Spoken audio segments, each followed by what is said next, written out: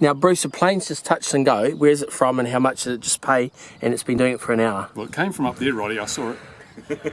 But visitors to the airfield from other districts can do touch and goes all day on our airfield at absolutely no cost. They don't have to pay a penny. But we, who are ratepayers and have to pay $300 a year to use the runway for our models, have to sit on the ground and watch a non-ratepayer using the airfield for free while our money goes to waste because we can't use it. It's not a very equitable situation. And this guy's been doing this now for about 20 minutes, and he could be doing it all day.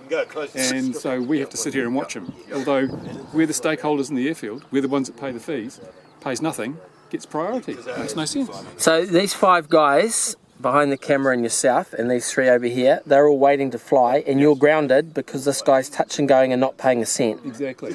And your hangar fees are all paid up, and everything's paid up. You have to pay $300 a year to use the models, and we pay rates because the airfield is subsidised to the tune of 30 or 40% by ratepayers. So basically, ratepayers are paying for this guy to have a really good time. He doesn't even live here, and we who do live here and pay the rates, we have to sit on the sidelines and do nothing. So this is an unintended consequence of the council not delisting just for CTC to pay, what, $5,000 a year? That's right. And then all these other moreporks come in and on the back of it, nothing to do with CTC, and get free reign, and we're grounded, and the council doesn't even understand how painful that is for That's right. The council's put in landing fees, but if you're not landing, if you're only doing a touch and go, you're still making it impossible for stakeholders to use the airfield.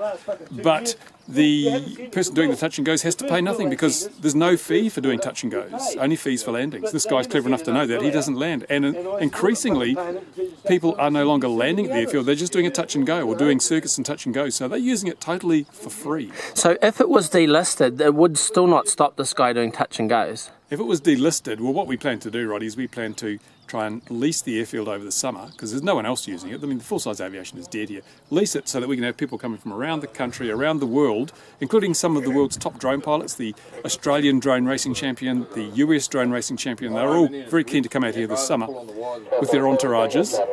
And that means that we could effectively close the airport to these people, these freeloaders that keep coming around and, you know, wasting our time. At the same time, bring in huge numbers of people to the district who would then go into the shops and buy their lunch and their fuel and browse through the retail establishments. But it seems the council don't want that. But we're going to put a bid in to lease the airfield anyway, and it'll be very interesting to see whether they are smart enough and committed enough to their stated objectives to bring people into the district to accept our offer. So if it was leased and it was delisted, could you just put crosses at the end and keep this guy away? Yeah, if it's delisted and it's leased, then already these people are supposed to contact the council first before they use it, because it's a private airfield. So they're supposed to contact the council and get permission to do their touch and goes or their landings, but they don't, and the council doesn't follow it up. So this is basically a sustained loss attraction equivalent. They're doing burnouts and no one's pulling them up. Pretty much. They're breaking the rules and no one cares. Okay. Now, does this number on the plane mean anything? It hasn't got a number, Roddy. So it's just an invisible ghost. Tango Charlie Mike. Tango Charlie Mike. Thanks very much, Bruce. Okay, well, I hope you guys get back in the air very shortly. You've got your visitors waiting. Hamilton and... Where's Tim from? Hamilton. And whereabouts you from? And here's a guy from Te Puke. And then there's a guy from Te Puke. Very good.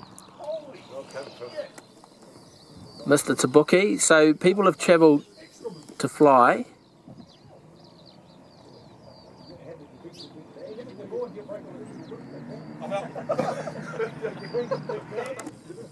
What about your car? Very good.